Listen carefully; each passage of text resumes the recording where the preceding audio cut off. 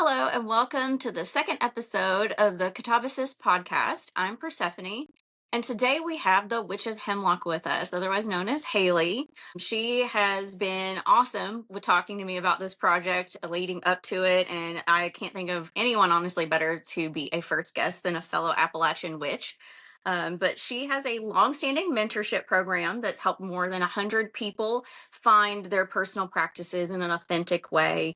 She hosts a number of interfaith dialogues, and being in a red state like myself, it kind of gets a little bit hairy when you're doing those kinds of things. It kind of puts you with little bit of a target on your back. She's been published in comic book criticism, which I know is not the topic of this podcast, but eventually I want to ask about that because I'm a huge Marvel cosplayer. She hosts quarterly and monthly workshops on different topics. She's always posting them, like the different workshops she's doing on her Instagram, which her website and her socials will be linked in the description box if you're curious about more. She does have some upcoming expo appearances in Erie, Pennsylvania at the Witches Summit, and then in Phoenix in October. And she has a Death Witchcraft class coming out in Samhain, which super interests me. So I think that's going to be an amazing project. So she's got a lot of irons in the fire, so to speak, especially in the realm of magic that we are discussing specifically on this podcast. So thank you so much, Haleigh, for joining us and being our first guest. I really appreciate you being here. Pleasure for having me. Yeah. So if you want to tell us a little bit more about yourself, like who you are, what you believe in. Obviously, we are pro-science. I love the shirt today. It's amazing. It's a good pro-science, pro-choice, pro-wrestling. Love it. Absolutely love it. So I'm an escapee from academia. I have 2 degrees in history, specifically military history. I am a expert on the American Revolution and the Cold War, a little bit of World War II, a little bit of the Second War of Independence, but I know far too much about the Founding Fathers, and it's very funny when I get into arguments with folks online talking about what the founders would have wanted. I'm like, I can tell you what the founders would have wanted, and it wasn't this, buddy. No. Some other things about me. So I am also a expert in monster movies. I'm a fervent critic of horror movies, but I am a rabid fan of many monster movies that you could name. And I've done academic and not so academic scholarship on these things, mostly for my friends. And let me think here. So in terms of witchcraft, I will say that I am first and foremost an Appalachian folk witch and a mountain magician, mountain conjurist. But I also have other spheres of deity work. A lot of people know me for my luck magic. Some other people know me for my unorthodox hexes. I have a lactose intolerance hex that kind of went viral there for a little minute. It's the best. It's the best thing I've ever done. It's just like when you wish people to step on a Lego, but it's like there's layers to this shit. And then dark goddess deity work at the end of it. But a lot of my academic work surrounded humanities researching. I'm an award-winning humanities researcher of some years, and I'm a career teacher. I've taught high school, community college, university. I did a little bit of elementary school just recently, and then now I am sort of the internet's occult professor. I love it. I love it so much because it's funny. I'm actually the great niece of a founding father. Patrick Henry is my great uncle. His sister Anne is like my great grandmother. Love so him. When you said that, I was like, oh, hey. And then you mentioned horror movies, and I'm like, I wrote about that in my master's thesis. So I'm like, we just became best friends. We meant to be. Yeah. People get I love when people get all irate, because I was also a history major in my undergrad. I did a double with history, and people get so mad when they're like, well, the founding fathers. And I'm like, if you actually study them, that is not the vibe literally at all. Like, they were all awful people, but they also didn't believe that. Even though I have a long-standing beef with Thomas Jefferson, I hate the man, his grave is a public restroom as far as I'm concerned. He did say one true thing, and that's, the tree of liberty must occasionally be watered with the blood of tyrants, and Mhm. I think that was pretty cool. I think we should bring It's that one pretty back. metal. It Yeah. is really metal. Yeah, it's one of those things where people just it cracks me up, and then I throw that in there. I'm like, so just so you know, like I actually know a lot about this for a lot of reasons, and one of them being I am related to someone who unfortunately was an awful person, and you have to, and like that's part of the ancestor work and the shadow work you have to do as a witch when you find out you have these ancestors, Yes, especially ma'am. such prominent ancestors, and you have to deal with that and come to terms with it. And that was one of the healing things I've done in my practice is like, not that I would want that ancestor as any type of guide or anything, but I have to heal that relationship with them Right. because I know ultimately they did some really horrible things. And like I have to take, we've talked about witchcraft being political, and I have to take that and use it to make sure I am being as educated as possible on these issues that they helped perpetuate and make sure Right. that I'm addressing it. So, I think that's one of the reasons I like this type of magic so much is we don't hide from those things. Yeah. We face them. I one of my big themes that I've been doing recently is a lot of reconnection because I'm Irish American, Hmm. and I've seen so much rhetoric in the Irish American community being like, oh, there was a point when Irish folks weren't white. Yeah, but when Reconstruction happened, and Irish folks were subsumed into whiteness, we were still participating Hmm. in the execution, the writing, and the delivery of Jim Crow laws because we suddenly were white and we Hmm. were no longer discriminated against. So we participated doubly in the discrimination and the racism and the lynching of black folks because we used to be lower on the totem pole, and now that there was someone else who is entering free society, we were participating in that. So there is not an Irish American in this fucking country whose hands are clear. Yeah. Like you still have to do anti-racist work like every other white folk walking, the land of the free and allegedly the home of the Hmm. brave. Yeah. So we need to dig through that as well, especially Yeah. if you're Appalachian, Yeah. because in like these mountains, we have laws that don't protect us. We have families that won't support us. The law comes down harder on folks of color in this region, and they just cut cancer research, they just cut SNAP, they just cut state funding for welfare programs, all of these different things. So as they are facing more than one front of discrimination and political erasure, so are witches. But again, we are at the forefront of a political guerrilla movement because witchcraft is political and because witchcraft has always been the tool of the oppressed against their oppressor. We also have to fulfill that function now, and we can't not do it. It's Yeah. like getting into the healthcare field and then deciding that you don't want to help people. Yeah. Or you get into the healthcare field and you suddenly don't believe in vaccines and the other science behind it. Like you suddenly are like, oh, well, you should just do ivermectin about it or something, Right. and do that kind of stuff. Like you completely forget the background and the history of it. And I think a lot of people, unfortunately, are attracted to witchcraft for the aesthetic of it. Yes. They want to feel other, they want to feel cool, but they don't know the history and they just go on witch talk. And there are some good creators on witch talk, but unfortunately there's a lot of bad creators on witch talk with A lot of horrible grifting. takes. Yeah, and then they put this rage bait, so then we give them attention, Right. and then that spreads, and then you have all this misinformation, and you're just like, go at least go read a book written by an Yeah. actual practitioner that's Go read knows a what they're book, doing. period. Yeah, just go read it. Like anything at this point because they're just following these creators who can say, "Oh, I'm a doctor or I'm this or I'm a high priestess of this." And it's like, "But where did you learn your stuff? Like was you raised with it? Did you just suddenly decide I'm this and I just watched a couple of videos and I know how to do this?" Like I see a lot of people doing spells for people, and I'm looking at it and I'm like, something doesn't feel right. Same with tarot. Like, they don't know the history of these things, they don't do the research, and then they give this misinformation. And that's how we end up with some of the most ridiculous Right. things.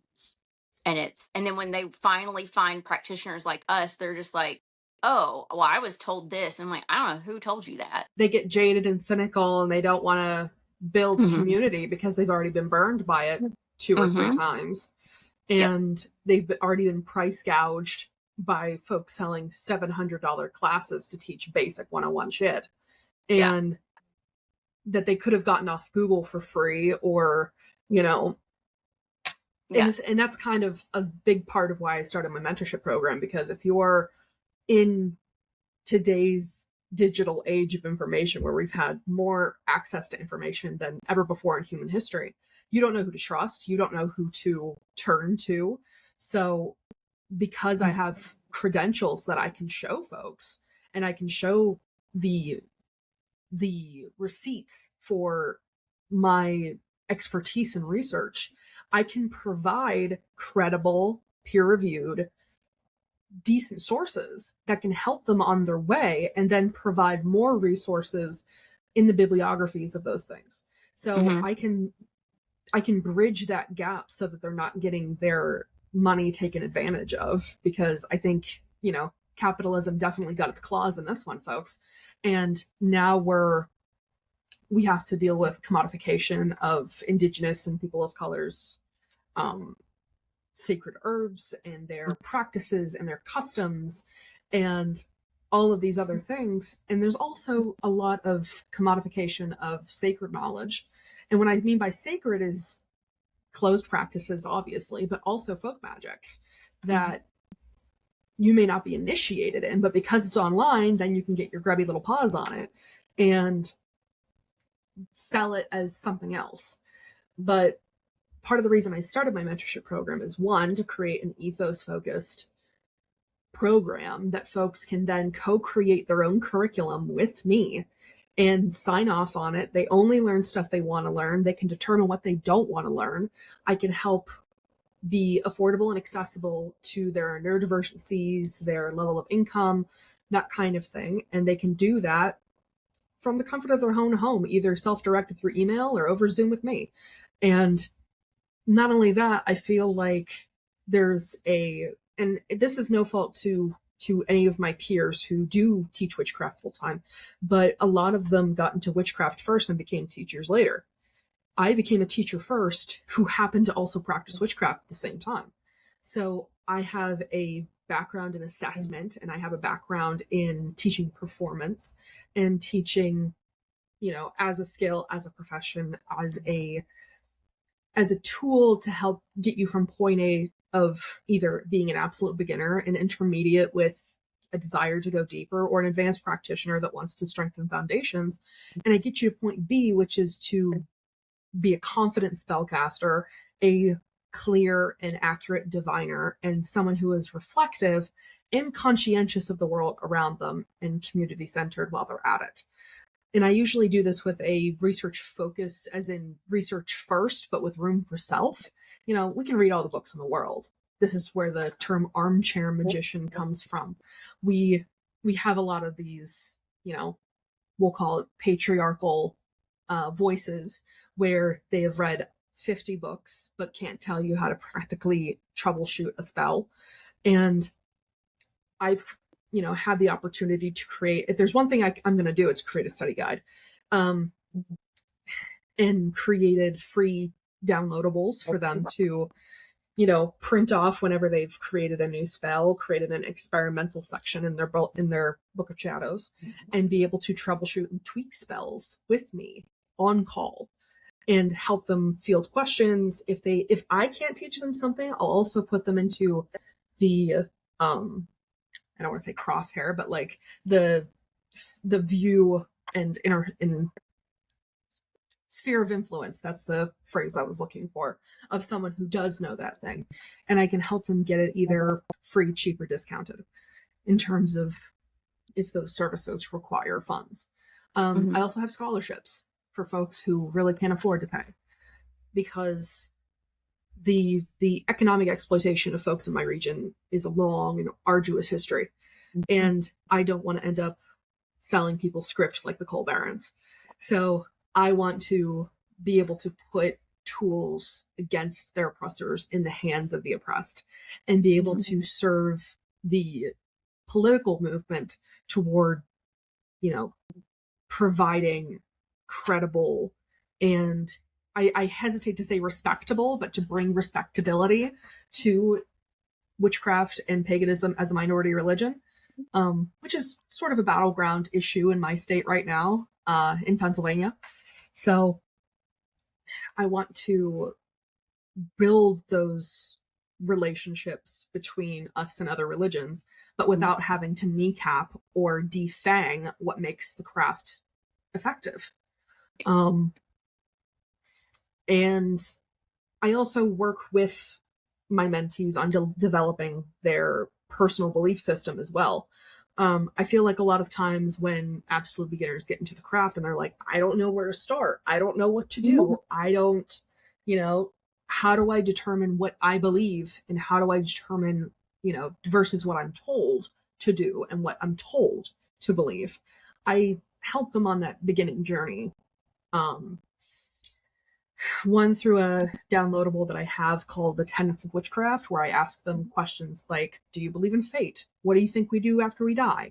Do you believe in justified retribution? Do you believe in things like hexing? Do you believe in, certain political causes? I'm not going to require my students to become activists overnight, but they should believe in something. They should believe in bettering someone else's life that is not just their own. Yeah. So I very much encourage them to find, and typically they come to me with, already donating to mutual aid and, being charitable in the way they live their lives. It's just one of the things that I really prioritize as a teacher of the craft is to be community oriented. To figure out, okay, how can I be of service to my neighbor? How can I be of service to my peer, my colleague, my friend, family, if need be? And all of those things in not while neglecting self, because you can absolutely be in service to the community at large while neglecting yourself. Yep. And I feel like that was primarily what I was doing staying in public education, especially in America.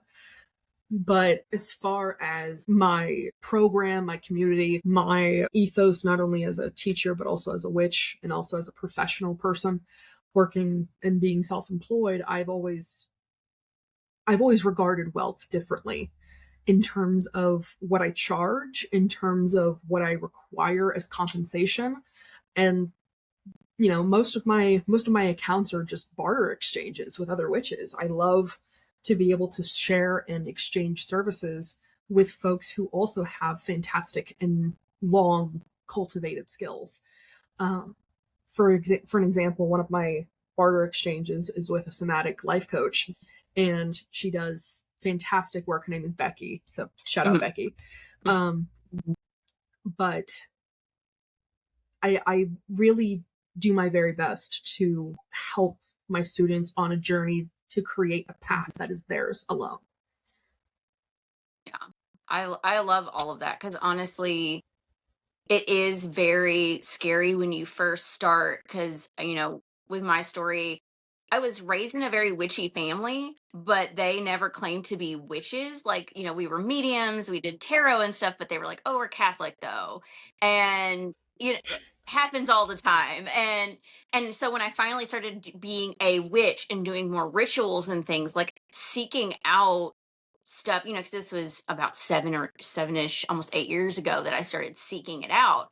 And it was so hard to find something, because I was like, I want something in person, or I want something where I can actually talk to a person instead of just random stuff online that I don't know. Because I have a background in research as well. I also taught, I taught college freshmen for a long time. I tutored and everything, and I'm research oriented. I have a master's in sociology and an MSW. So I'm like, I need something that I know is solid. I can't Mm-hmm. just be like, take it at face value. I want books on herbs that actually tell me the real life science behind it, not just the vibes. Like the vibes are important, but you have to have Absolutely. the balance of both. Like I love science and I love magic, and I think they go hand in hand. And Yep. I think people often pick one or the other and they forget that, partially magic is trying to explain what science can't explain, That's right. or it has explained it, but it's hard to understand. And Right. like manifestation, those kinds of things. They're like twins. They're not identical twins, but they're twins, and they have to go together. They're like And eyebrows. exactly, sisters, like, but not identical twins. And exactly.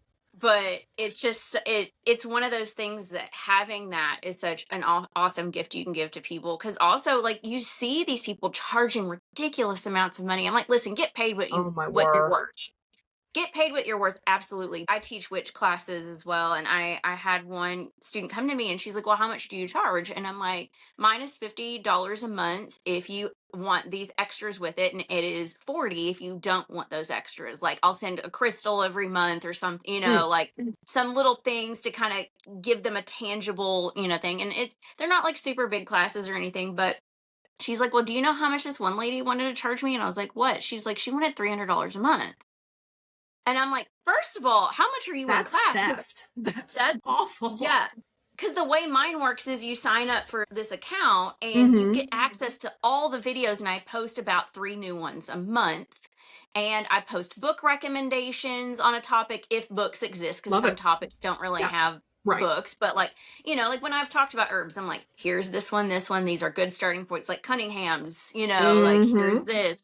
And so that way they can go and refer, and they've got the links and they can check it out. So and then they can ask me questions during the Mm-hmm. month. Like they can message me, or if they are working on a spell and they're stuck and they need to like bounce off ideas, it pays for like the access to me. And I'm like, why would like, again, how many classes are they posting?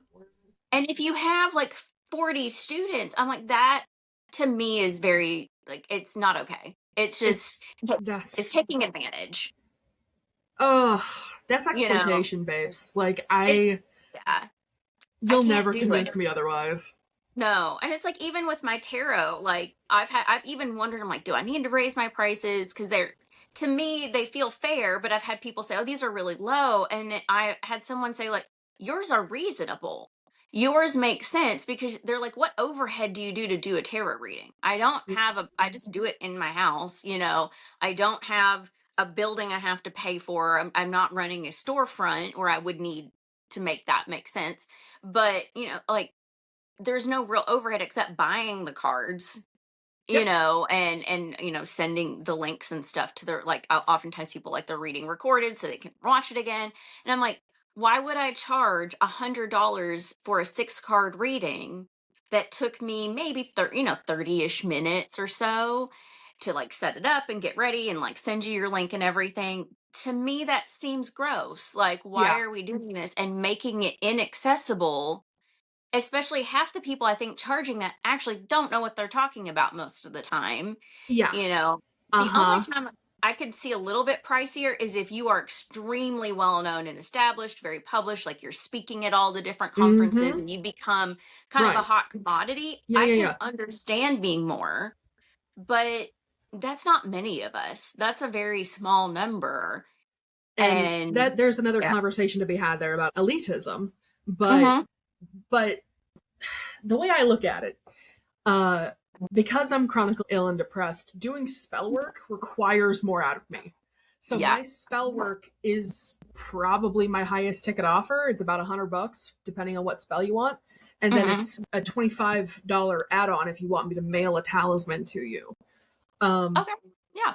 and typically that talisman comes with like 4 or 5 extra goodies I just throw in there because I'm like, oh, I'm sending a little gift to a friend. I'm gonna put some stickers in and maybe a charm bag and a prototype spell oil I'm making. I want to Mhm. just a little sneak preview. Like it's a way for me to be creative and fun and all this other stuff. Yeah. But my Absolutely. divination is very, very reasonable. Like Yeah. I do like a tarot vibe check that is like $15. like the only real time I steep my price is if it's something like Appalachian bone throwing, when it's something that I spent time and energy to learn how to fucking do, and anything having to do with like my death work. Like I have a divination called the Call to the Chthonic Court, where I pull Hades, Persephone, and Hecate forward and give you advice based on your situation from all three of them. That's $95. And Yeah. at the same time, like, I'm doing sales most of the time. I'm doing discounts. I'm doing, if you have my mentorship program, you're also getting all of those discounted anyway, so they stack. And like, all of these things. So if you're a witch and a couponer, like, I'm for you. And it's it's diabolical to me. Like my deaf course that you mentioned that's coming out on Samhain this year will probably be the most I've ever charged for anything in my life. And it's probably like $250, $300. But that's because you're getting a 6-month course all about death witchcraft with weekly assignments, a monthly call with me. You're getting materials delivered right to you through your email. You're getting everything provided, supplies, books, stuff that I'm video recording ahead of time for 6 months. You're doing See, this. that's fair to me. 6 months is a long time. Like, yeah. That I think is worth $250, $300. I mean, when you divide that out, that's $50 a month, roughly. So, like, and that makes sense. And that's roughly like past the initiatory meeting. That's what you're paying for mentorship anyway.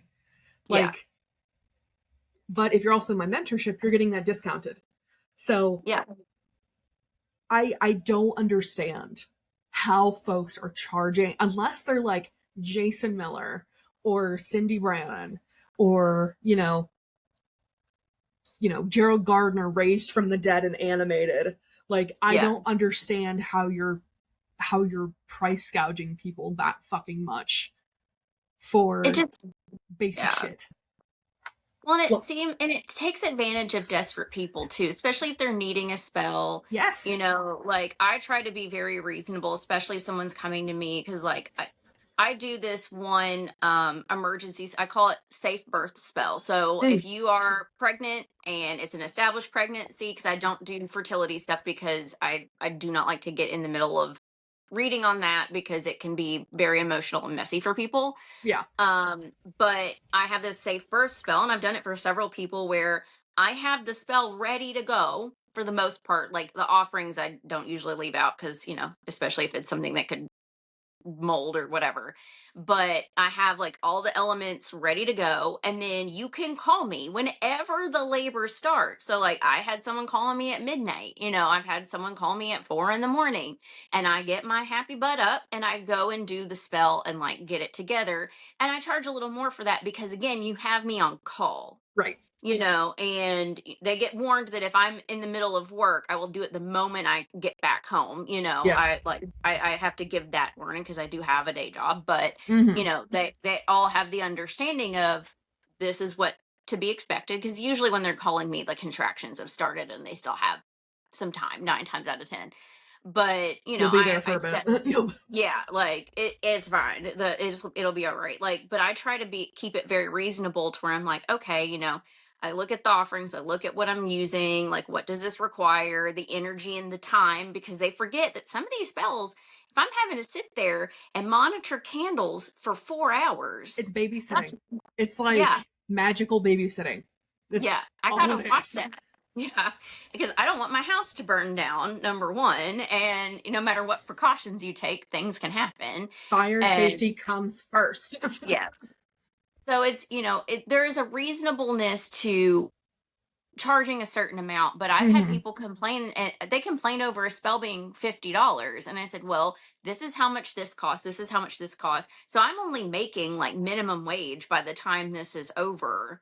And I've divided it up. And then they're like, oh. And I said, really, I should be charging you more for this specific spell, but I'm trying to be fair and reasonable.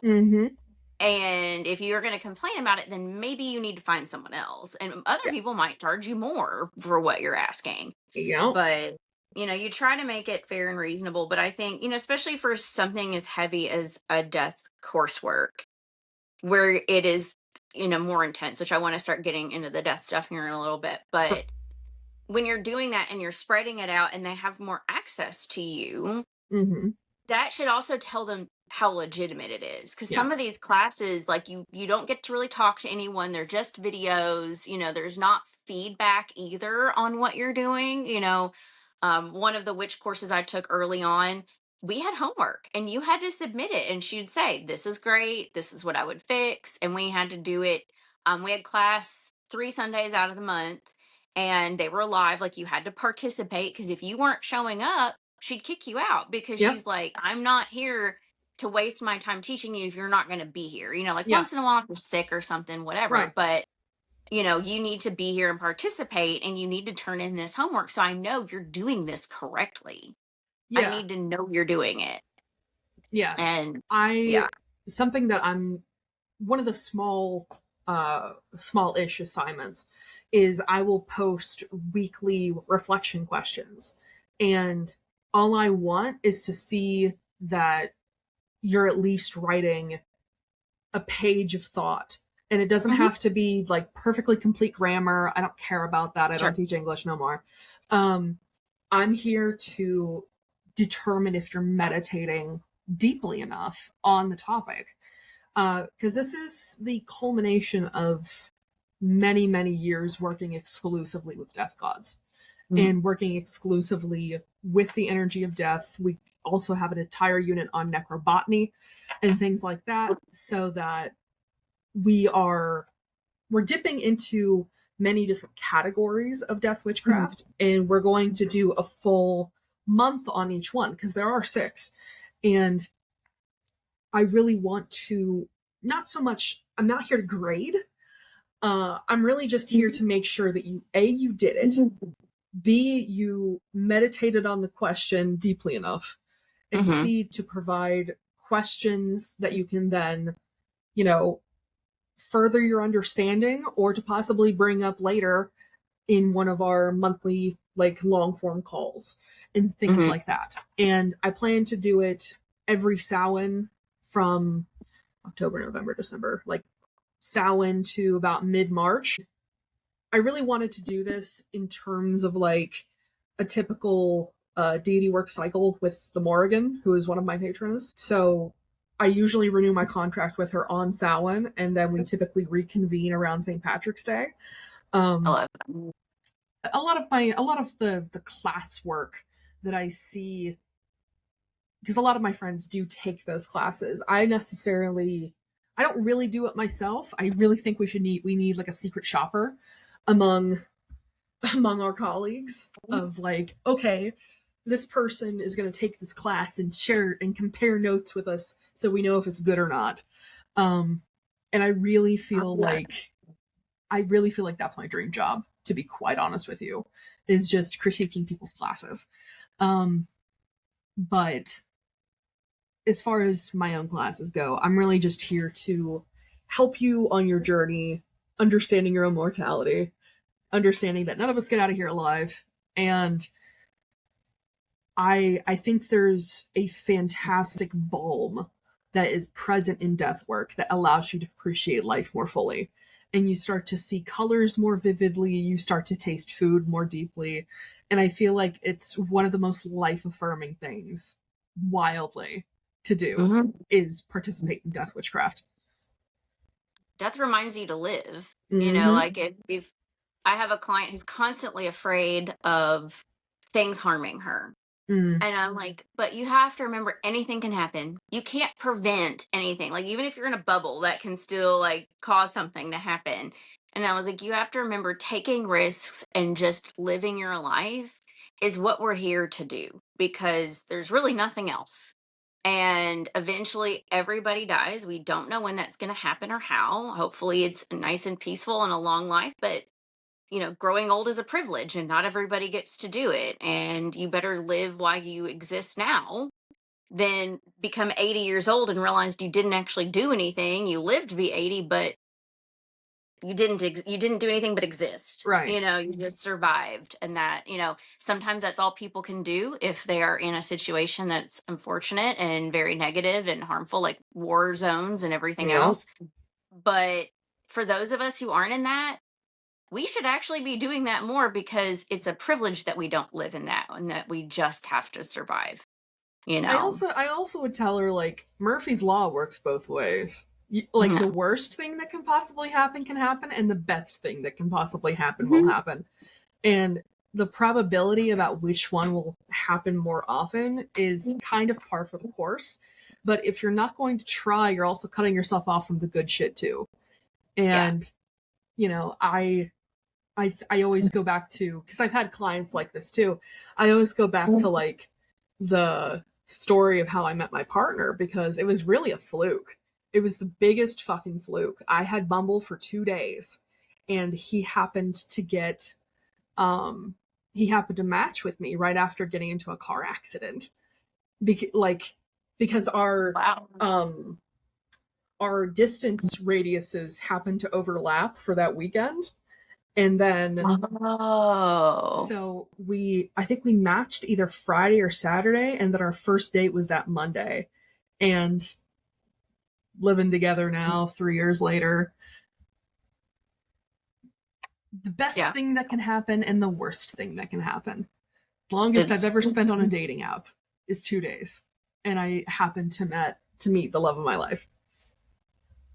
I love those kind of, because like my story with my partner is like one of those weird things Mm, too, where I have a friend who hosts this massive Halloween party. Her family owns the big Halloween costume shop here in mm, town, and they host the Halloween parade and everything. And she has this beautiful home out in the country, and she normally has a tarot reader, and the person she wanted couldn't do it. And she was like reaching out, and I just happened to message her and be like, well, I can do it, if you want me to do it. And I had never done a party that big before, because it's quite a large gathering. And I oof. was like, you know what? I'm going to give it a try. We'll see how I do. And I go, and my first reading was actually my now partner's mom, and she is business partners with my friend, but I didn't really know her very well. And she was acting really weird, and now I kind of understood why.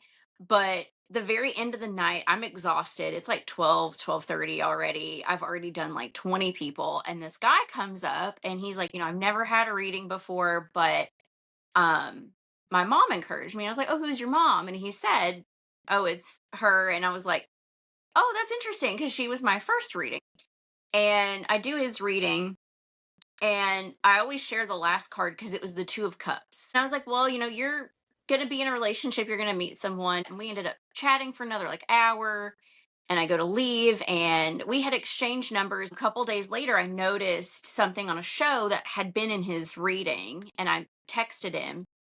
And he's like, well, I want to let you know I'm on a date with that person that you said I was going to meet. And I was actually disappointed. And I was like, why do I feel disappointed? Like, I don't really know this guy. I had done a release on New Year's Eve and a call-in spell on New Year's Day. And one of the things I manifested was dating again. And I noticed when I had sent out Happy New Year's text, the one I'd sent to him hadn't gone through, because I just sent it to, a bunch of Mm, people in my mm-hmm. contact. And I texted him like, so sorry, this was supposed to send last night and it didn't send. And after that, we didn't stop talking. But it's ever since, it's been like so healing for both of us. And I'm Oh, like, I if I love had that. not taken that risk to go to do tarot at this Halloween party, I Yeah. wouldn't have met him. And if I hadn't have texted him and actually started conversation. But I love those kinds of stories, because to me, that reminds me magic is real. And Yes. that taking risks is part of magic. The Yes. Fool being the first card in tarot should tell you something. If you don't take that leap of faith, you never reach your world. You never Yep. reach completions. You have to take the risk. Like this podcast was one of the things I manifested on that same day. And like that, I wanted my witchy stuff, podcasting, and all this to end up becoming more of a career line for me. And I was like, all right, I'm going to start working on this. And here we are. It all happened that same moment. And I think that's what people miss about magic, is it's also action steps. You can ask your Yes. deities for anything, but if you're not taking the leap of faith or watching the signs that they send you, you're missing half the point. Yes. it's not just praying to pray. You're praying and saying, help me with this part. I will do this part. I'll do the work. Yeah. You open the road, Yeah. you know? And that's one of the things I love about being a witch is it gives me something to do. I am active in it. The Yeah. mundane work that you do should be an afterburner behind your spell work. You Yeah. have to do it, like, they have to be parallel. Yeah. And it actually works better if you do a lot more mundane work than your spell work. Yeah. But I always think back, and your note about the Fool is very apt, because if we look at the original Rider-Waite-Smith iconography, he's got like a knapsack on the end of a Yeah. stick, and that always symbolized for me that you're more prepared for the journey than you really think you are. I And love that. Yeah. yeah, I've always looked at that like, you prepared for this journey, you didn't realize you were prepared for it. And the experiences you had before embarking are the library of experiences you're going to need to get through the next, however many cards. But you're more prepared to take that leap of faith than you really give yourself credit for. And it's in the testing of that metal that will tell you if you're meant to be on that path. And if you're not, you're gonna find a detour, you're gonna find a turn lane, and you're gonna get to where you need to be. But you have to get in the fucking car and start driving. Yeah. It's if you don't because I could manifest the podcast, but if I'm not actively talking to people about being guests or I'm not actively signing up for recording services or any of these Right? things, it's not going to just show up. I'm not going to wake up and have jumped a timeline and suddenly I'm the podcast host. It doesn't work that way. Mm-hmm. Like you have to actually do things with it. And, Yeah. like you said, if you're not meant to do it, the universe will tell you really quick. Oh yeah. It will shut that door real fast. Mm-hmm. But so when with the death work, since that's a big part of coursework coming up for you, what led you to focusing on death work in your practice? Like, was there a certain moment? Was it just kind of a culmination of things? Oh god. So a lot of folks around me growing up died really young.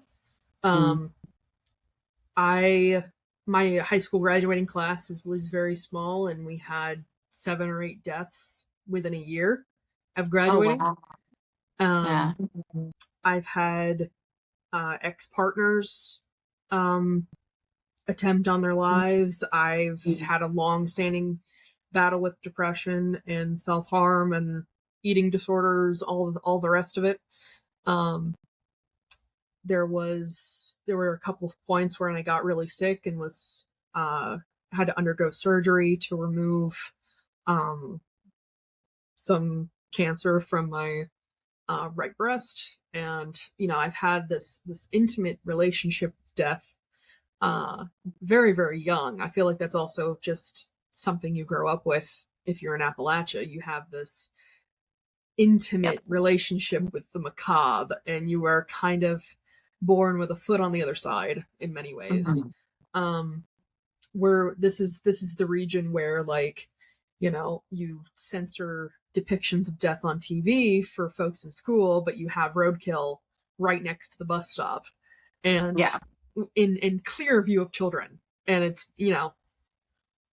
all the things. So death has always been a very good friend, and I see him often. um it didn't really materialize until I became a witch that this was something that I hesitate to use the term destined, because I'm ferociously against the phrase everything happens for a reason. But I do think that this was definitely a huge part of my path, and Mm-hmm. my work with gods and goddesses that are psychopomps and who take care of the dead, who are, in a lot of ways, death doulas. Um, was always a path that I was going to be on, and I've had the honor and the privilege to see many of my clients, many of my friends, loved ones through all the little deaths that happen in a human life. Um, I just have always found that I'm really more at home in spheres of tragedy, spheres of trauma, spheres of dysfunction, and I was raised around violence. I was raised around narcissism in both my parents. Um, I was kind of the only person in my family that was alternative or queer or pagan or disabled or chronically ill or had a speech Mhm. impediment. All of those things all at once. Uh, and then, pull generational poverty on top of that. It's quite the sandwich. Um, but my work in death witchcraft was really the first thing that told me that this is the path for me, Mhm. because like all things, death is also political. If we think about the ways that the American death system is a multi-billion-dollar industry, it's horrific to the environment. um you know I'm a big proponent for green burial, and I'm a big Mhm. proponent for compost, and uh, not allowing billionaire politicians to bury their wives on their golf courses just so the government can't seize it in a hostile takeover, you know, Or hide documents in the coffin, or hide like just documents in the coffin, or, visit islands whatever. and things like that.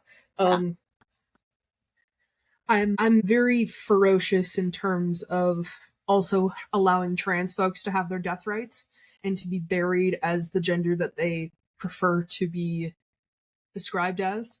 Um, I've had the great misfortune of having ringside seats to many trans friends who were buried, who went by, you know, Olivia and were buried as Oliver. And that's partially because they didn't have robust death plans, but it's also because their next of kin don't have their best interests at heart. And I think it's very appropriate for Pride that I kind of spread the gospel of having your death plan very robustly laid out and notarized and with a lawyer ready and present. And I understand that many of us can't afford lawyers to look over that. Um, but if it's written and it's signed by you, and you have a spouse, and this is also why, marriage equality is so important, which disabled Mhm. folks do not have marriage equality. Nope. um, Nope. so we need to be fighting more ferociously for marriage equality as well, because that's what protects your death rights as well as the your right to love whom you choose and be legally bound to whom you choose in life. Mhm. It's also what protects your final wishes in death. And there's nothing more disgusting to me as someone who works with Greek deities in particular than having your death wishes not honored. Mhm. Um, and I feel like in an area such as Appalachia, where there's so much environmental destruction as it is, and there's so much in the form of veterans dying trying to get health care, and homeless people who are out in the winter and freezing to death in the elements, I feel like there's so much that we as people who have the benefit of housing and the benefit of being able to create death plans, it's our duty to be able to do that, so that when, God's forbid we do pass, our family members aren't left picking up all of the pieces. Mhm.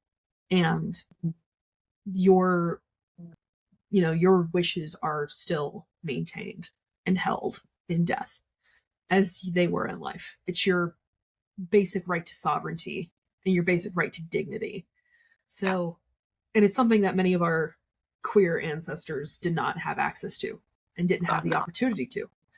Um, and I feel like it's also the legacy of the AIDS crisis, and seeing so many of our queer ancestors and our queer brothers and sisters dying of AIDS and being completely uncared for by their relatives, but yet the relatives were the ones marrying them, people who hated them.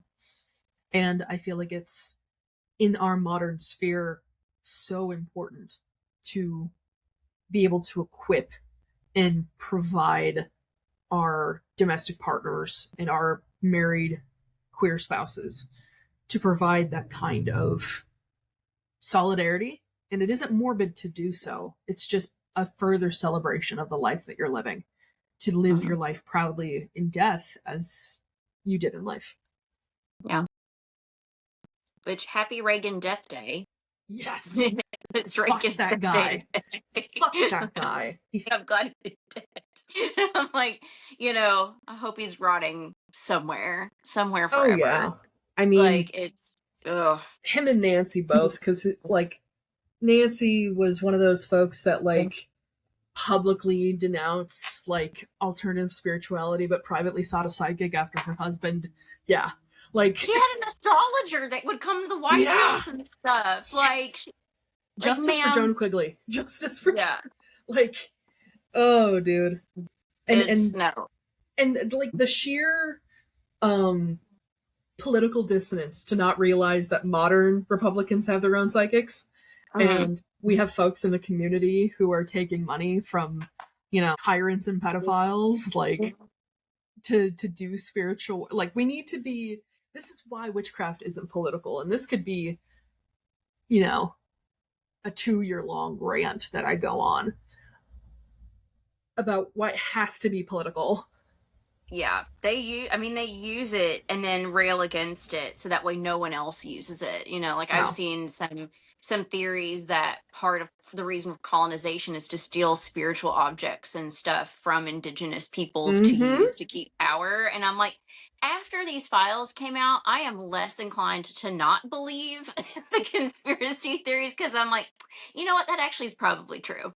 Wouldn't Yeah. shock me anymore. I'm kind of like, yeah, that is unfortunately Yeah. likely, now that we've seen the sheer scope of what we found out. And I apologize to some of my friends who are a little bit more into the conspiracy realm, because, like, there are some obviously I believed in, but I'm like, oh, it's worse than I even thought. And because I tried to have hope in things sometimes. I listen. If there's one thing I'm going to be, it's cynical about the government. Um, I really can't take people seriously anymore if they trust the government and they think the government is all well and good, and that they think that like the government's going to protect them against X, Y, and Z. Like, shut up, dude. Like, It's no.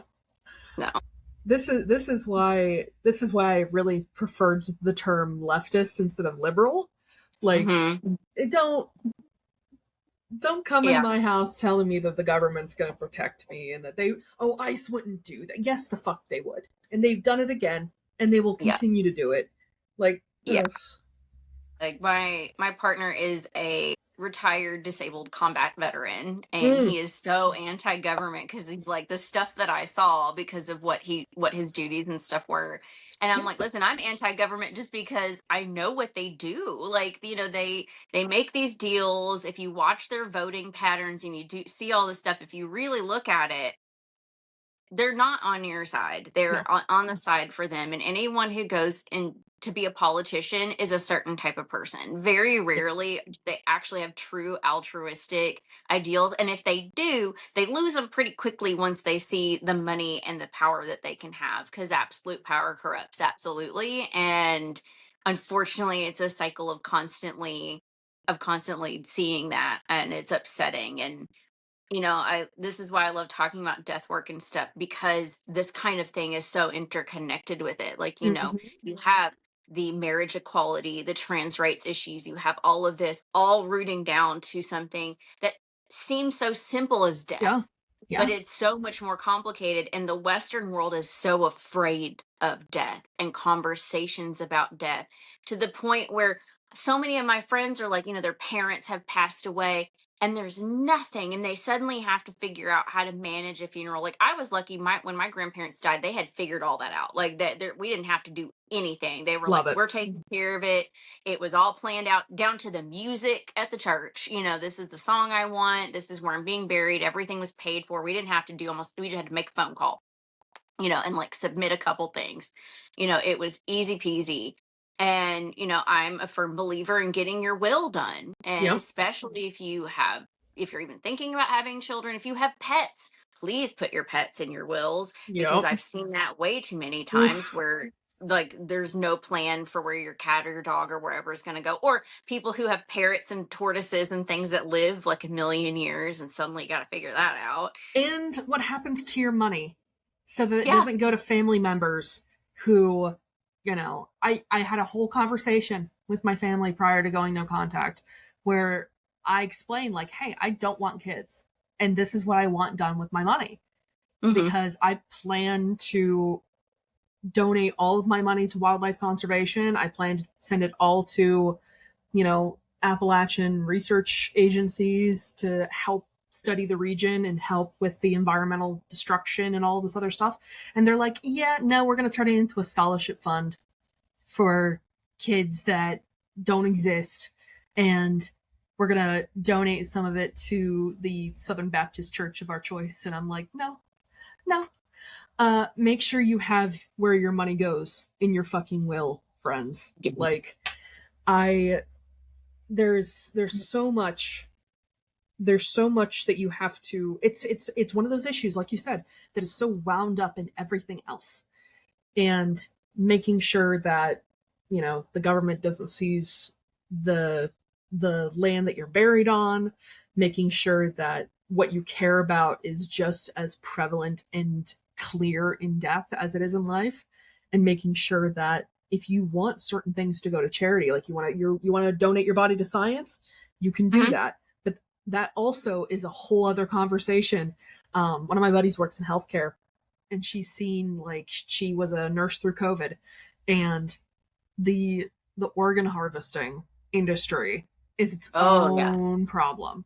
So having all of those issues thoroughly thought through and present and apparent in the clearest and plainest language in your death plan or your will, or both, notarized, lawyers looked at it, etc. I also feel like it's imperative for us to be aware and be community oriented with things like ice coming into Appalachia, and with the fact that politicians only come into this region to find warm bodies for their oil wars, and all of these different things, and the fact that they want to reopen coal industry and they want to completely wreck our welfare programs and our social programs that help folks who, were injured on the job, workers' comp, and things like that. There's so much of my death practice that is just watching my community absolutely get exploited and absolutely get raked over the coals simply for being poor and simply for being mountain folks who, my great grandmother on my father's side would walk 3 miles for water every day and didn't have it. Yeah. She lived in Albany, Kentucky, and that's deep Appalachia. But it's, there's places in this region that don't have access to clean drinking water, and she was alive during the 60s and 70s, and some of these problems are still prevalent 50 years later. And the whole process of churches doing snake handling in the midst of their sermons, and the wildlife conservation efforts around that, and rehoming snakes and rehoming animals that are used in church services, like doves and snakes and things like that. Amish horses, for example. All of these different things. It's the tearing up of my community is why and how, and the reason I'm still doing death witchcraft. It is painful to watch people who, for the most part, are good people. I largely believe, for the most part, a lot of people are good people, but they are honestly, in a lot of ways, forced to be ignorant. You look at the way education is set up in this country, like No Child Left Behind and all these things. And I'm a big believer in the conspiracy theory of that was a psyop to get people ignorant so that they don't know how to critically think and see all these things. And the best way to govern is have an ignorant group of people who rely on you for everything, so they don't fight back. Yep. And, I'm a Kentuckian myself, and like I was a social worker here in Kentucky for a long time. I do different work now, but seeing just the level of ignorance that I know is more systemic than willful ignorance Yes. that there is, especially if you're not taught to critically think young, it's a Mm-hmm. lot harder to teach you to think critically older. Yes. And, most of this country, after they graduate high school, never reads a book again. Other They than the one.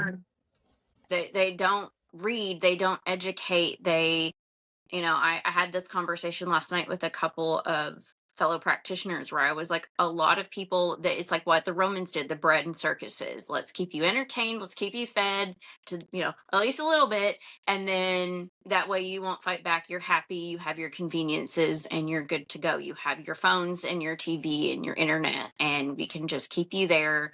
And you don't learn anything, you don't do anything. And the moment you start having conversations with people and showing them things and showing them the facts, I have actually found the more I've had gentle conversations with people, the more they start to learn on their own. Yep. And the more they start to realize, oh, that's actually not true. And here's the information as to why. Yes. And it might take time, it takes a lot of patience, but I've helped a lot of men who were incels, like the red pilled people. That's been a big area for me. I've helped a lot of people with regards to understanding how these services work, because I currently work under Medicaid, and explaining how that actually works. And then they're like, oh, really? Is that? And then, the simple fact of thinking Obamacare and the Affordable Care Act are two different things because of the name. Uh-huh. And which is a whole thing, these simple things that people don't realize is because this country is largely undereducated, and it's on purpose because it Yes. keeps you from knowing how to fight back. And, like people forget that rednecks were not the way they're being used now by any means. Like No. completely different. Like when I've shown people that, they're like, "Oh, that's what that means," and I'm like, "Yeah, hun, Yeah. that's a whole other. That was a whole movement. That was not just saying, oh, I like my beer in my truck. That is, I like to fight against the government for Yes. injustice. Like Oh it's my gosh, I cannot tell you like, how many times I've crashed out with against people who are bootlickers of this region, and Mhm, explaining that concept to Ivy League academics in the mhm, university who, you know, would think less of me for my accent, and would mhm. think that I am, you know, uneducated and I don't have any home training and things like that, just because I sound working class, I dress working class, and the things that matter to me are working class issues. I'm not, you know, I live in very close proximity to Penn State, and the folks who, I just left an elementary school setting where a lot of a lot of the kids' parents either work at Penn State or adjacent to Penn State, and Mhm, there's definitely a disconnect in college towns in mhm, this region, along the East Coast, in rural areas, about what actually matters and what the redneck archetype originally stood for. yeah, Um, you know, a lot of my community, an Irish American community, um, the Mullen Maguires were not that long ago, yeah. and the Battle of Blair Mountain was not that long ago, Mhm, and I'm about 2 hours and some change from Jim Thorpe. Um, so there's a lot of history of fighting the government. The Whiskey Rebellion was happening in this state. Take it all the way back to the founding. yeah. We this region has never gone quietly into that good night at Mhm. all, ever. And if we are going quietly into that good night, we're sure as shit not whistling. Like, Because that's how you get a hang. You don't need to be listening. oh my gosh, I can't tell you how much I laughed when I heard ICE was coming into Appalachia. I'm like, buddy, there's, if you, There's stuff here you don't want to know about. oh my gosh, Oh my word. Like I immediately heard that, and then I went to go look for that one graphic where they show like the missing persons dots and like the Yeah. cave systems. Like Yep. it ain't just haints in these woods, buddy. Like There- there's some weird shit afoot. There's, yeah, like when I've explained that to people, they're like, really? I'm like, Appalachia is older than Saturn's rings. Let me explain to you. It is Appalachia's older older than than, Pangea. We used to be yeah, connected with like the Irish and Scottish Highlands. yeah. Like It goes all the the way up into like Sweden area, I think, yeah, like is the very end of it. And I'm like, yeah. literally one of the oldest places in the solar system. There is some stuff there that we will never understand, and And we I don't kind really of want don't to. want to. Yeah, Yeah. like, there's there's a reason we have things like Mothman and Bigfoot and all those legends in Wampus those cat areas. and Yeah, Squonk. Like you've got that Hellier documentary that talks about the little goblin things that come out of the caves, and I'm like, they find like something like half a mile to a mile of cave system at Mammoth Cave every year. uh-huh. Year, not like once in a while. Like they haven't found the end of it, and like where I live in Kentucky, we have a bunch of caves. Like my university that I went to for undergrad, the library is built on one of the caves, and there's a door you can go into and go down into the cave. The geology of the Kentucky Appalachian area actually matches Greece, Yes. which is a very big spiritual area for our purpose and practice, which it's so funny that so many of us here become more Hellenic pagans because Uh-huh. it's just like this weird energetic sisterhood. And another thing is there are 3 pentacle ley lines on the Yes. United States, and where I live, like a lot of Kentucky is right in the middle of all 3 of those. Yep. And I read about that. Yep. yeah, like there's this crazy energetic center around the Appalachian mountain area alone.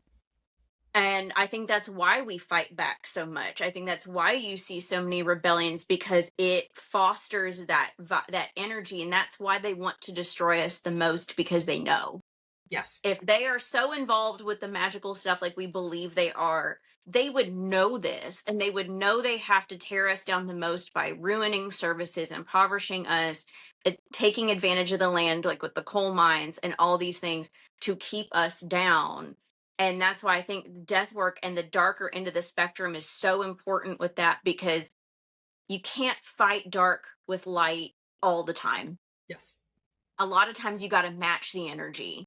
Absolutely And a right. lot of light deities don't want to get involved in some of that. Yes. But the dark deities, like Hecate, is like, I'm on it. Let's go. Let's fuck a bitch up. I don't care. There's so much about Appalachian witchcraft that is like the Venn diagram of a lot of Appalachian witchcraft and death witchcraft is a circle. Yeah. And there's so much about the way that we take up foot tracks. There's so much about the way we do run devil runs. There's so much about the way that the fair folk, depending on what like ethnic subgroup of Appalachian mountain magic, that you could be a hoodooist and be Appalachian, you can be Melungeon and be Appalachian, all these different things. Indigenous. I'm of Scotch Irish stock, and particularly Irish from County Cork, and then Middle English around Northumbria, like the Anglo-Saxon pagan bent. So that's a lot of what informs my witchcraft, but like there's so much that is just learning how to deal with land spirits, because they are there, they are loud, they are proud. Learning how to handle like abandoned railroad tracks, how to triangulate crossroads, my particular bent on Appalachian witchcraft doesn't involve the Bible at all. So, which is kind of a minority thing. Like there's not a lot of that in that space, but there's so much of this region that is so wound up in death that you can't avoid it. You can't and there's as much as I appreciate and respect witches who don't want to do things like baneful work, if that's genuinely what their moral compass is, more respect to you, not me. Yeah. because, you know, I mean, I'll just throw out some names of the dark goddesses that I work with. Mhm. Hecate, Mhm. Queen Persephone, the Sisters Morrigan, and most recently Freya. Like, those are not the love and light types. They No. are they are all goddesses of death in one shape or form. There are two war goddesses, the other two are necromancers. Like, this is one of those fights where we can't afford to not Mhm. play dirty, Yeah. because they will always play dirty. You Yeah. can rest assured that's what they're doing. Well, and that's, I believe Bane work is a form of protection. Like we have the Second Yes. Amendment in this country. Bane work is your magical Second Amendment. Yes. And should we have certain restrictions on it for safety and things like that? Absolutely. Like Yeah. doing your due diligence. Like if I have someone come to me who needs a curse done, I make sure the person they're cursing is not just someone they're like mad that they took their Yeah. parking spot, Yeah. like that they actually did something to deserve that level of punishment, that it should match vibes. We have to have discernment. But when I've been told like you shouldn't be doing that because there were like the threefold law fallacy and those kinds of things, or karma, and I'm like, you Disgusting. do understand that I am allowed to protect myself, or this person is allowed to protect themselves and they need my help with it, that we have a right to stand up and defend ourselves. We have a right to also bring justice to things, because unfortunately the system we have doesn't always do that. And if you look at the criminal statistics alone of convictions of things like sexual assault and all that, it's like 2% of reported sexual assaults actually get convictions, and the jail time for that is astonishingly low in most I'll take it even a little bit of a step further. mm-hmm. There's a social scientist called Justine van der Laan. Mm-hmm. She's a social scientist who studies women's prisons, and she just came out with a book called Unreasonable Women. I think it literally came out this week, and Oh, okay. she wrote 1,000 and something women across women's prisons, and found a trend that when women speak out, either physically, verbally, or with lethal force against abuse, like sexual assault, like CSA, like, men trying to kill them, they often get harsher sentences than Yeah. men who are acting out against abuse. It's called criminalized survivorship. Yeah. If they're going to do that, we have a right, we have a duty to defend ourselves. We have a right and a duty to defend the vulnerable, to help folks who don't get justice. This is why, again, witchcraft is political. This is why Yeah. death witchcraft is political. This is why, if you work with dark goddesses in any way, shape, or form, this is the work you will be doing. Yeah. Well, I mean, the ancient Greeks would write curses to Hecate and Persephone. Mm-hmm. That's who Hades as they would well. write them to. Yeah. Like they would specifically choose them because they knew they're going to get down and dirty with it and actually do something. I mean, Persephone, one of her epithets is Praxidike, the bringer of justice. That she's the one who sits in judgment on people and gives them their punishments when she's in the underworld, especially the more severe ones. We have to remember, like, they believed that something does come to you, and it may not be in this life. Sometimes it's once you pass away, but there is a balance to things that you don't escape. The balance that will come, you may not see it. Like my abuser got to live a pretty long life. He died January of 2025, but I found out the way he died was in pain. It was long lasting pain, and he suffered greatly.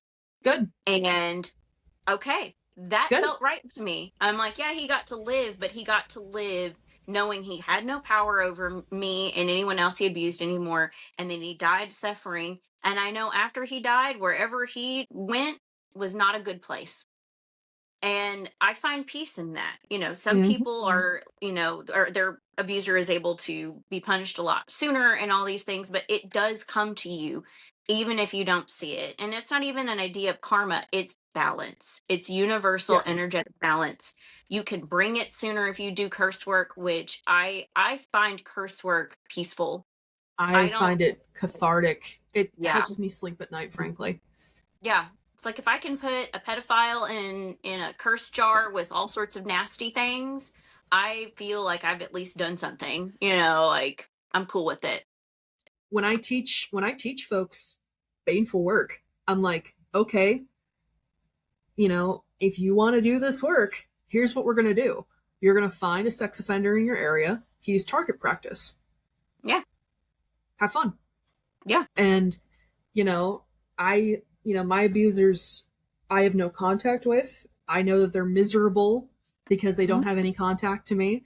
And I feel like, I've gone to a lot of therapy. I've been told to just forgive them. I find holding grudges relaxes me. And maybe that's cynical and maybe that's hateful, but I would rather hold on to those grudges than be made a fool. Yeah.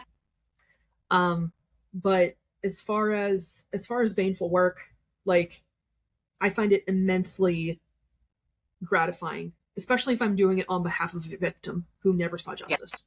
Because it was either they were too young to really exact that justice, nobody believed them, or the adults who were charged into their care didn't believe them, or didn't have the money to afford the appropriate lawyers, who, there was a complex family situation. The abuser is either a family member or somebody adjacent who, there's the whole narrative of disbelief around women in particular, but also men. Also queer folks. And racism has a big part of that. I mean, if we look at CSA in church spaces, there's a huge race component, there's a gender component, there's a religious component, all of these aspects. So if ever someone comes to me and want justice work done, want baneful work done, if I'm in a particular mood, I might just do it for free. Yeah. Pro bono. And I find, like, I mean, any survivor of abuse knows that there is an anger that comes there, that is present, cannot be repressed. There's a anger about not being able to respond. There's an anger about not being able to be believed. There's an anger around the narrative that's made about you when you speak out about this. That when I became a witch, that did wonders for my anger. That did wonders for my ability to heal. And my ability to heal was also my ability to help others heal from this kind of shit. And, there's a thing about narcissistic abuse. There's no forgiving. There is no forgiving them. There's no making it okay. They're never going to change. Other folks, there's maybe an opportunity for healing and reconciliation, but not for me, dog. Like, and if your monotheistic God requires you to forgive, that's your business. And whether or not you listen to that. But my dark goddesses think, like, I don't have to forgive if I don't want to, and I don't want to. Yeah. There's some things that are unforgivable, and your sovereignty is more important than other people's comfortability. Yeah. Well, and I hate when people say, like, forgiveness is for you. And I'm like, but so is keeping that anger, because then I have used it to help other people. Yeah. I've used it. I am healed. I'm not sitting here stewing in it. Yes. But I have accepted that I want to keep that anger because it has protected me from future issues. It has helped me in my practice to help protect other people and teach them to stand up for themselves and be able to have the voice, because I hate this. I'm actually writing an article on mourning living people, especially mothers. Like, a lot of moms are your first bully. Oh my gosh, yeah. And my mom has borderline personality disorder and did a lot to super fuck me up. And I've had so many people say, well, she's your mother. She's your mother. I'm like, I didn't ask her to have me. I didn't ask her to do these things. I don't need to forgive her or give her that space just because she birthed me. Yes. Just because she did a few nice things for me as a kid. She did so many messed up things that as an adult, hindsight being 2020 and like having these conversations say, well, she did this, and people are like, you know how fucked up that is, right? And it was so normalized, and then you see it and you're like, why would I forgive a person who did so much damage and continues to by not taking accountability and responsibility for their actions and continues to hurt other people? I don't need to forgive them, blood or no. I don't. At some point, it Yeah. becomes enabling. Yeah. You're enabling bad behavior just because it's family, just because of these other ties, just because it was your minister or a teacher or any of these things. We have to call it out and bully it. We have to call it out and set these boundaries, like recently, the Democrat official account called Stephen Miller an ugly bitch, and people were like, "Oh, that's so inappropriate." And I'm like, "No, call them that. They need to feel the exact same heat. We need to call out people and say, you're being a fucking asshole. You need to stop it. Being nice doesn't fix a problem." Like when Michelle Obama said that when they go low, we go high. Fuck that. Fuck it. Because they will not learn if we're being nice, like, oh, like, just, you need to stop making fun of disabled people. You need to stop molesting children. Just stop it. No, yeah. No, no. Like, it And doesn't work that way. the way that I've always looked at it too, like, anger is the part of us that loves us the most, and Mm-hmm. it is the part that rises in our defense. But also the other part, if they're family, they should be held to a higher standard of behavior than someone walking down the street who just happens to flip you the bird. Like, they should be at least. This is something that I talk about with my clients all the fucking time, because there's such a, well, what if I'm good enough for them? Like, what if I'm not good enough? I'm like, you should be worried about if they're good enough for you. Mm-hmm. You should be worried about if they're meeting your standard. You should be worried about if they are, deserving of being at the same table as you, honey. Like, Yeah. if they're family, if someone's telling you like you should forgive them because they're family, no. They should be held to a higher standard because they're family. Yeah. Because they share your blood. If you are at Mhm. least old enough and you have your frontal lobe fucking put together and you haven't been, dropped on your head a few times as a kid, you should at least understand, like, if you are able to call that out, so can they. If Yeah. you are able to point that out as wrong and fucked up and disrespectful, so can they. And, oh, it gets me so bad, especially if they're older than me. Like, especially if they're elders. That's one of the few gripes I have with popular belief in this region, is the whole respect your elder bullshit. No. Yeah. Age Respect does is not earned. give you wisdom. No. Oftentimes it just means you get, more wrinkles and discounts at certain eating establishments. That's all wisdom. That's all age gets you. Haleigh and I decided that this was a good spot for us to stop and allow for people to absorb what we discussed, since it was so much amazing information. And we do have a part 2 with the rest of our conversation coming up next week. So please stay tuned for that, where we continue our conversations regarding age and wisdom and death work, especially in Appalachia, and the way death work is political. Thank you all for listening.